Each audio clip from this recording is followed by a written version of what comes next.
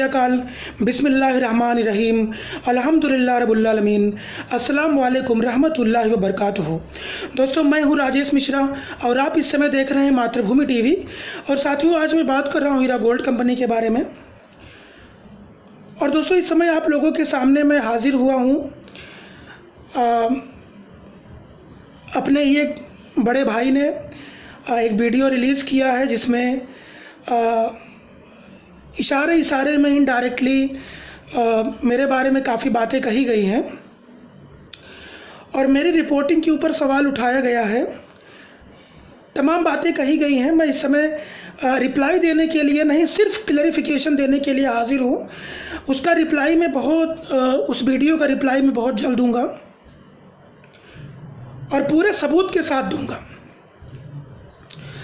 साथियों, मैं आपको बताना चाहता हूं कि जब मैं कोई अपडेट देता हूं तो जब तक उसकी ऑथेंटिसिटी एकदम क्लियर नहीं हो जाती है तब तक मैं कोई भी अपडेट मातृभूमि टीवी पर नहीं चलाता हूं। यानी कि जो बात मैंने अपने वीडियोस में कही है वो सारी बातों की मैं पूरी जिम्मेदारी लेता हूं, पूरा भरोसा दिलाता हूं आपको कि मैं एक एक सवाल का जवाब सारे सबूतों के साथ बहुत जल्द, यानी कुछ ही दिनों में आपके सामने मैं पेश करूंगा। अगर उसमें एक भी शब्द गलत निकल जाता है तो जो भी सजा आप लोग देंगे वो मैं भुगतने के लिए तैयार हूं। देखिए साथियों, मैं एक दो एग्जाम्पल के माध्यम से आपको समझाना चाहता हूं, कुछ बातें कहना चाहता हूं। सबसे पहली इंपॉर्टेंट बात यह है कि कोई काम हम कब कर रहे हैं, कहाँ कर रहे हैं, क्यों कर रहे हैं, कैसे कर रहे हैं, ये हमें पता होना चाहिए। अगर हमारा मकसद लोगों की भलाई है कि लोगों को इंसाफ मिले, आपा को इंसाफ मिले, और तमाम जो राजनीतिक भेड़िए हैं, जो राजनीति के मगरमच्छ हैं, आज जिसके जाल में आज 25 लाख लोग परेशान हो रहे हैं, ऐसे लोगों के खिलाफ लड़ाई लड़ना कोई मामूली बात नहीं होती है।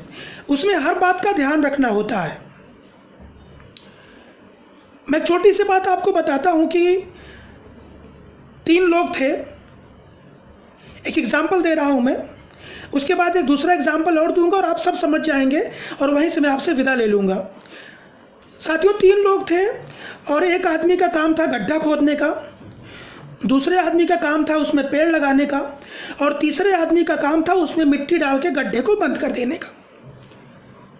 तो ये काम तीनों लोग प्रॉपरली कर रहे थे, गड्ढा खोदने का, पेड़ लगाने का, मिट्टी डाल के गड्ढे को बंद कर देने का। लेकिन एक दिन ऐसा हुआ कि एक आदमी गड्ढा खोदते जा रहा था और एक दूसरा आदमी उसमें मिट्टी डालते जा रहा था, गड्ढा खोदते जा रहा था, मिट्टी डालते जा रहा था। तो एक चाचा बगल से गुजर रहे थे, उन्होंने पूछा, यार कि ये क्या कर रहे हो तुम लोग? एक आदमी गड्ढा खोदता है, दूसरा उसमें मिट्टी डाल देता है, ये क्या चालू है? तो उन्होंने कहा, सर कि एक्चुअली क्या है कि एक आदमी को गड्ढा खोदना है, दूसरा आदमी पेड़ लगाता है, तीसरा मिट्टी डालता है, लेकिन आज बीच वाला नहीं आया है सर, इसके लिए हम लोग चाचा अपना अपना काम कर रहे हैं। यानी उनको पता ही नहीं है, वो अपने मकसद को भूल चुके हैं कि आखिर वो अपना काम क्यों कर रहे हैं। और दूसरी बात साथियों, एग्जाम्पल देने का मेरा मकसद ये है कि जिन लोगों के खिलाफ ये लड़ाई चल रही है, ये इंसाफ की लड़ाई का जो आगाज हुआ है, उसमें हमें अपना मकसद कभी नहीं भूलना चाहिए। दूसरी बात साथियों, आप लोग जानते होंगे 26/11 का हमला जब मुंबई के अंदर हुआ था और आतंकवादियों ने ट्राइडेंट होटल, ताज होटल, कामा हॉस्पिटल और नरिमन हाउस के ऊपर हमला बोल दिया, तो तमाम सिपाही जंग लड़ रहे थे और तमाम मीडिया कर्मी, जो पत्रकार बंधु थे, तमाम मीडिया हाउसेस थे, वो लाइव रिपोर्टिंग कर रहे थे। हर चीज की लाइव तस्वीरें दिखा रहे थे। कौन हेलीकॉप्टर से उतर रहा है, कौन से गुंबद में आग लग रही है, किधर से पुलिस की गाड़ी आ रही है, किधर से सुरक्षा का इंतजाम हो रहा है। ये सारी चीजें जब चल रही थी तो चूंकि लाइव टेलीकास्ट हो रहा था, इसके लिए सरहद पार बैठे हुए आतंकवादियों के आका भी इस चीज को देख रहे थे और वो लोग टेलीविजन पर देख करके ही सारी मॉनिटरिंग वहां से कर रहे थे। इस बात को जब दूसरे दिन लोगों ने नोटिस किया तकरीबन 10 बजे के बाद, तब ये फैसला लिया गया कि ये रिपोर्टिंग जो है वो रिकॉर्डिंग तो करो, लेकिन रिपोर्टिंग कम से कम आधा घंटे के बाद करो ताकि लाइव तस्वीरें ना जाए। और लाइव तस्वीरें जाने से क्या होता है कि वो लोग वहां से सीमित संसाधनों में भी अपने साजिश में कामयाब हो जा रहे थे। अब जब ये गाइडलाइन जारी हुई तो सब लोगों ने ये बात मान ली, और ये कॉमन सेंस भी कहता है, ये बोलने की बात नहीं है, ये खुद को समझने की बात है। अगर उसमें से कोई बंदा, अगर कोई पत्रकार ऐसा होता, कोई रिपोर्टर ऐसा होता और वो ये बोलता कि मैं पत्रकार हूं, मेरे पास माइक है, मेरे पास आई कार्ड है, मैं तो लाइव टेलीकास्ट दिखाऊंगा, मैं सबूत के साथ बताऊंगा, सबूत के साथ दिखाऊंगा,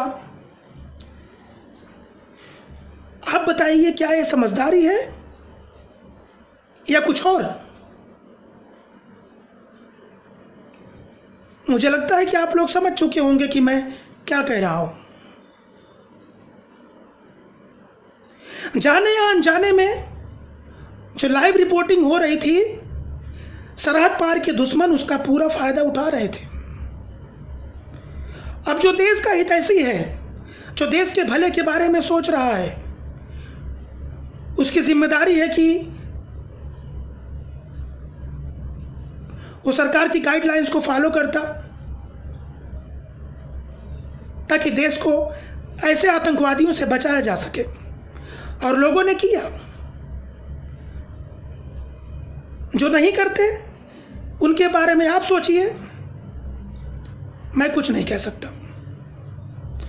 तो साथियों, मैं आपको बताना चाहता हूं कि जो भी अपडेट्स मेरे पिछले 3 वीडियो में आए होंगे या 300 वीडियो में आए होंगे या 800 वीडियो के अंदर आए होंगे, किसी भी सवाल का जवाब पूरे सबूत के साथ एनी टाइम देने के लिए मैं तैयार रहता हूं।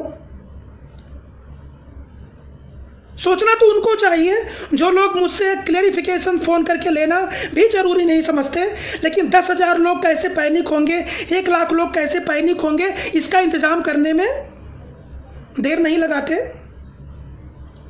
मुबारक हो ऐसे सभी लोगों का, मैं उनकी बहुत इज्जत करता हूं। इसके लिए मैं प्यार और अदब से ही सवाल का जवाब देने का प्रयास कर रहा हूं।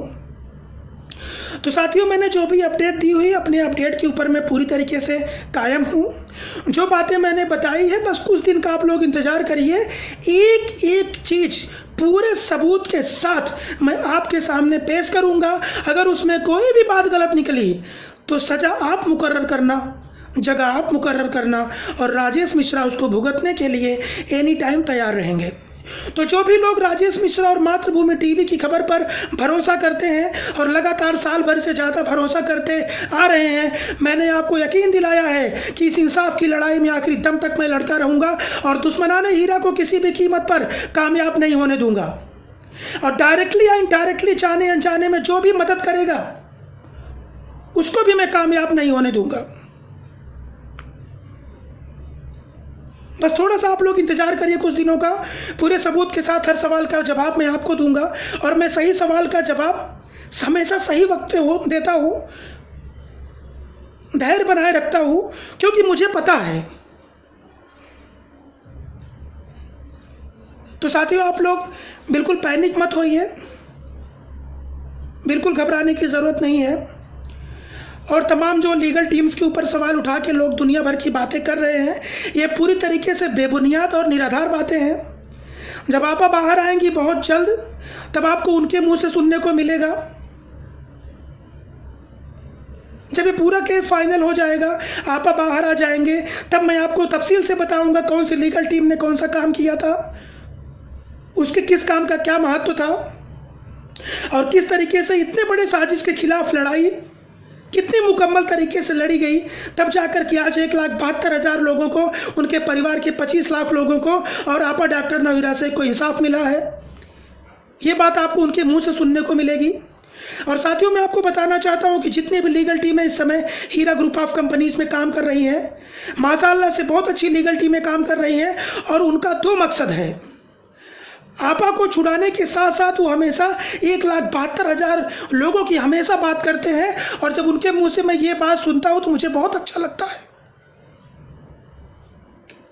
लोगों की भावनाओं को समझते हैं।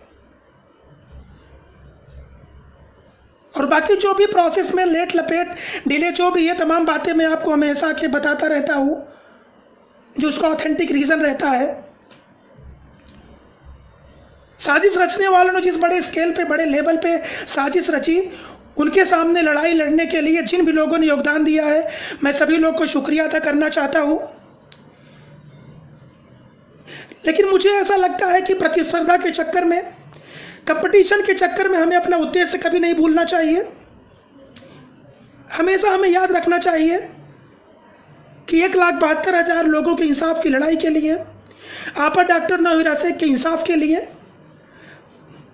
1,72,000 लोगों के परिवार के 28 लाख लोगों के इंसाफ की लड़ाई के लिए, अपनी प्रेस्टीज को, अपनी टीआरपी को,